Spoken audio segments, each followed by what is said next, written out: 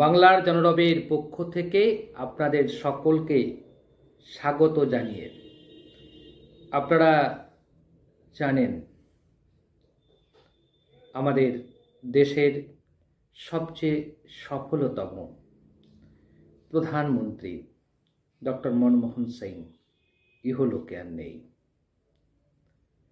সারা পৃথিবী জুড়ে তিনি পরিচিত লাভ করেছিলেন একজন বড় মাপের অর্থনীতিবিদ হিসাবে।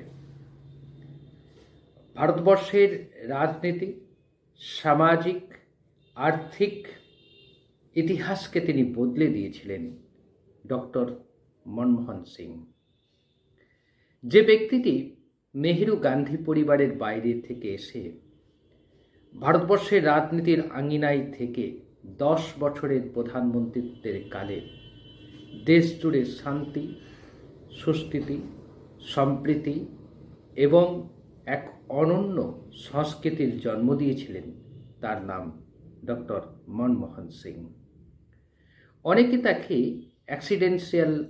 অ্যাক্সিডেন্টিয়াল প্রধানমন্ত্রী বলে থাকেন, বলে থাকেন যে দুর্ঘটনাগ্রস্তভাবে তিনি প্রধানমন্ত্রী হয়েছিলেন। তার যোগ্যতা নিয়ে অনেকেই কটাক্ষ করেন, কিন্তু আজ তার প্রধানমন্ত্রীত্বের 10 বছর পর যখন তিনি পৃথিবী ছেড়ে চলে গেলেন, তখন আমাদের চোখ অশ্রু সজল একটাই কারণে। এমন একজন মানুষ আমাদের দেশে ছিলেন, এমন একজন মানুষ আমাদের দেশের স্বার্থে কাজ করে গেছেন, এমন একজন মানুষ বিশ্ববন্দিত হওয়া সত্ত্বেও কোনোদিন তার কথাতে, তার বার্তায়, তার চাল চলনে অহংকার প্রকাশ পায়নি, বরং বিনয়ী সম্ভ্রমতা সবসময় দেখিয়ে গেছেন ডক্টর মনমোহন সিং। ইন্ডিয়ার পলিটিক্যাল সায়েন্সের বলে কোনো সাবজেক্ট আছে কিনা আমাদের জানা নেই, কিন্তু ডক্টর মনমোহন সিং সমগ্র বিশ্বকে যে অর্থনীতির পাদপ্রদীপকে, অর্থনীতির চালিকা শক্তিকে কিভাবে চালাতে হয় সেটা শিখিয়ে গিয়েছেন। আপনারা সকলেই জানেন যে 2008 সালে সারা পৃথিবীর যখন আর্থিক ব্যবস্থা, বিশ্বজুড়ে যখন আর্থিক ব্যবস্থা প্রায় ভেঙে পড়েছিল, মন্দা শুরু হয়েছিল, আপনারা এটাও জানেন আমেরিকায় একের পর এক যখন ব্যাংকগুলো দেউলিয়া হয়ে যাচ্ছিল, ঠিক সেই সময় আমাদের দেশের প্রধানমন্ত্রীর চেয়ারে যদি ডক্টর মনমোহন সিং না থাকতেন, তাহলে আমাদের দেশের আর্থিক অবস্থাও সেই পর্যায়ে পৌঁছে যেত। অটুট ছিল। সারা বিশ্বের অর্থব্যবস্থা ভেঙে পড়লেও ভারতের অর্থব্যবস্থা কোন মন্ত্রে টিকে ছিল তা নিয়ে যথেষ্ট গবেষণা হচ্ছে এখনো। যার নেতৃত্বে টিকে ছিল তিনি হচ্ছেন ডক্টর মনমোহন সিং। একথা বলতে আমাদের কোনো দ্বিধা নেই, ব্যক্তিগত স্তরে আমার কোনো দ্বিধা নেই। স্বাধীন ভারতে 75 বছরের ইতিহাসে যদি কোনো সময় ভারতবর্ষের সাধারণ নাগরিক সত্যিকার অর্থে স্বাধীনতা পেয়ে থাকেন, তাহলে 2004 থেকে 2014কে অবশ্যই অগ্রাধিকারের ভিত্তিতে দেখতে হবে। নেহেরুর কালকে আমি বলবো না, ইন্দিরা গান্ধীর কালকে আমি আলোচনার মধ্যে আনবো না। জওহরলাল নেহেরু যখন দায়িত্ব নিয়েছিলেন তখন তিনি দেশ গঠনের দায়িত্ব নিয়েছিলেন, অর্থাৎ তার সামনে একটা কঠিন চ্যালেঞ্জ ছিল। আর ইন্দিরা গান্ধী দেশের মধ্যে যে সমাজতন্ত্র প্রতিষ্ঠার লক্ষ্যে এগিয়ে গিয়েছিলেন, তারও কোনো বিচার, বিশ্লেষণ, গবেষণা এবং তার বিচার করার সাধ্য এবং ক্ষমতা আমাদের নেই। কিন্তু মনমোহন সিং সরকার 2004 থেকে দায়িত্ব নেওয়ার পর থেকে যেভাবে ভারতবর্ষের সাংবিধানিক শাসনকে দৃঢ়তার সঙ্গে প্রয়োগ করেছিলেন, তা এক কথায় অনবদ্য বলা যেতে পারে। মনমোহন সিং সরকারের বিরুদ্ধে অনেকে দুর্নীতির অভিযোগ করে থাকেন, কিন্তু ডক্টর মনমোহন সিং কি দুর্নীতিগ্রস্ত ছিলেন? তার বিরুদ্ধে কেউ অভিযোগ করতে পারবে না। মনমোহন সিং সরকার ছিল কোয়ালিশন সরকার। একটা কোয়ালিশন সরকার চালাতে গেলে, জোট সরকার চালাতে গেলে কিছু কিছু অসুবিধার সম্মুখীন অবশ্যই হতে হয়। তার মধ্যেও মনমোহন সিং কি দেয়নি দেশকে? একবার বিচার করে দেখুন তো। স্বাধীন ভারতে 65 বছরের ইতিহাস, মনমোহন সিং ক্ষমতায় আসার আগে পর্যন্ত যে ইতিহাস 2004 যদি ধরি আমরা, তাহলে 50 প্রায় 50 হচ্ছে 97 এর সাথে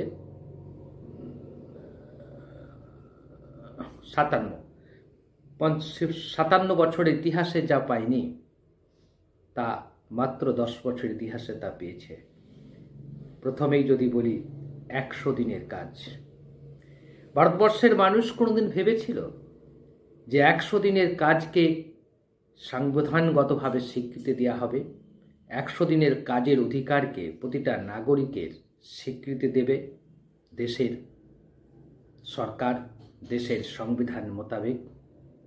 100 দিনের কাজের যে ফিরিস্তি, 100 দিনের কাজের যে উদ্যোগ, 100 দিনের কাজের জন্য যে আইন প্রণয়ন, সবটাই করেছিলেন ডক্টর মনমোহন সিং। ডক্টর মনমোহন সিং এই ভারতবর্ষের সাধারণ নাগরিকদের জন্য কাজের বিনিময়ে অর্থ যে 100 দিনের গ্যারান্টি কাজের দায়িত্ব দিলেন, সেটা এক কথায় ভারতবর্ষের ইতিহাসে এক যুগান্তকারী ইতিহাস হিসাবে চিহ্নিত হবে। এটা নিয়ে কোনো সন্দেহ থাকার কথা নয়। দ্বিতীয় কাজ, শিক্ষার অধিকার।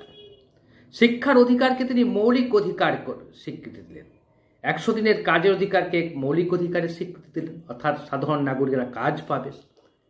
আর এবং যদি 100 দিনে কাজ দিতে না পারে তাহলে 100 দিনের কাজ অনুসারে টাকা দিবে রাজ্য সেন্ট্রাল গভর্নমেন্ট, কেন্দ্র সরকার। এই 100 দিনের কাজ নিয়ে আমাদের দেশের বর্তমান প্রধানমন্ত্রী নরেন্দ্র মোদী দায়িত্ব নেওয়ার পর অনেক কথা বলেছিলেন, অনেক কটাক্ষ করেছিলেন। কিন্তু দুঃখের বিষয়, যখন লকডাউন হলো, যখন মনিটাইজেশন হলো, তখন এই 100 দিনের কাজই হলো নরেন্দ্র মোদীর কাছে একমাত্র জনগণের কাছে কিছু তোফা পাঠানোর পথ হয়ে দাঁড়িয়েছিল। দুঃখের হলো সত্য, মনমোহন সিংয়ের এই নীতিকে শেষ পর্যন্ত বিতর্কের মধ্যেও থুতু দিয়ে উঠছে, থুতু ছুঁড়ে ফেলে দেওয়ার পরেও সে থুতুকে ঘুরিয়ে নিতে হয়েছিল নরেন্দ্র মোদী সরকারকে। অবাক হওয়ার কিছুই নেই, কারণ নরেন্দ্র মোদী সরকার যেটা জানেন না আর মনমোহন সিং যেটা জানেন, সেটা আকাশ এবং পাতাল তফাৎ। দ্বিতীয় তিনি কি করলেন? শিক্ষার অধিকারকে সাংবিধানিক অধিকার দিলেন, মৌলিক অধিকারের মর্যাদা দিলেন। এদেশের 14 বছর পর্যন্ত প্রতিটা শিশুর শিক্ষার অধিকারকে মৌলিক অধিকারের মর্যাদা দিলেন দেশের প্রধানমন্ত্রী মনমোহন সিং। অস্বীকার করতে পারেন যে কাজটা 57 বছর বা 60 বছরে করতে পারেনি, সেই কাজটা মনমোহন সিং একটা কলমের ঠেকাই করে দিয়ে গেলেন। মনমোহন সিং কি করলেন? মনমোহন সিং করে দিয়ে গেলেন এদেশের ইতিহাসে, এদেশের গণতন্ত্রের ইতিহাসে, এদেশের ধর্মনিরপেক্ষতার ইতিহাসে, এদেশের ডেমোক্রেসির ইতিহাসে গণতান্ত্রিক নির্বাচন পদ্ধতি এবং সরকারের পদ্ধতি নিয়ে জানার অধিকারকে, অর্থাৎ information, right two information act, অর্থাৎ তথ্য জানার অধিকার, সরকার কোথায় কত টাকা খরচা করছে, কোন যুক্তির ভিত্তিতে কে এত টাকা দিচ্ছে, কোন যুক্তির ভিত্তিতে কত লোককে কত টাকা দেওয়া হচ্ছে, কেউ কোন কোন পরিকল্পনা, কোন কোন প্রজেক্ট কোথায় কোথায় দেওয়া হচ্ছে, তার বিনিময়ে কত টাকা খরচা হচ্ছে, কত টাকা খরচা হলো না, তার হিসাব চাওয়ার অধিকার প্রতিটা নাগরিককে দিয়ে গেলেন মাত্র 10 টাকার বিনিময়ে। তথ্য জানার অধিকার। অবাক হচ্ছেন? হলেন। তার এও আরও দিয়ে গেছেন। আজকে যে নরেন্দ্র মোদী গর্ব করে বলেন, আমি দেশের 80 কোটি মানুষকে 5 কেজি করে আনাজ দিই প্রতি মাসে, সেই গর্বের ইতিহাসটা তৈরি করে গেছেন ডক্টর মনমোহন সিং। অর্থাৎ খাদ্য সুরক্ষা আইন ডক্টর মনমোহন সিং এর আমলের তৈরি। এক কথায় বলা যেতে পারে ডক্টর মনমোহন সিং ভারতবর্ষের সফলতম প্রধানমন্ত্রী। বলতে আমার কোনো দ্বিধা নেই। হয়তো অনেকে অনেক কথা বলবেন, হয়তো বলবেন আমি মনমোহন সিংয়ের দালালি করছি, সেটাও বড় কথা নয়। কারণ মনমোহন সিংয়ের মতো মানুষকে আমরা পেয়েছিলাম, মনমোহন সিংয়ের মতো মানুষকে আমরা সম্মান জানাতে পারিনি। মনমোহন সিংয়ের মতো মানুষকে আমরা পেয়েছিলাম যিনি জ্ঞানে, গুণে, বুদ্ধিতে এবং দেশের সংস্কৃতি, দেশের ইতিহাস, দেশের অর্থনীতি সব কিছুতে তিনি বোদ্ধা ছিলেন। তাকে আমরা সেইভাবে সম্মান জানাতে পারিনি। তার প্রতি আজও আমরা আমাদের চোখে বেদনার অশ্রু ঝরে যে এমন একজন দেশের প্রধানমন্ত্রী পদে আমরা পেয়েছিলাম যিনি সমগ্র বিশ্বের কাছে দেশকে, আমাদের ভারতবর্ষকে তুলে ধরতে পারতেন এবং দেশকে একটা বড় জায়গায় পৌঁছে দিতে পারতেন।